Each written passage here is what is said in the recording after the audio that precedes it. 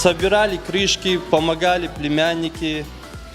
Ну, на работе тоже помогали. Поеду с другом, наверное. Ощущения, ну, самые приятные. Я вообще не ожидала, я первый раз в жизни выиграла что-то, очень было приятно.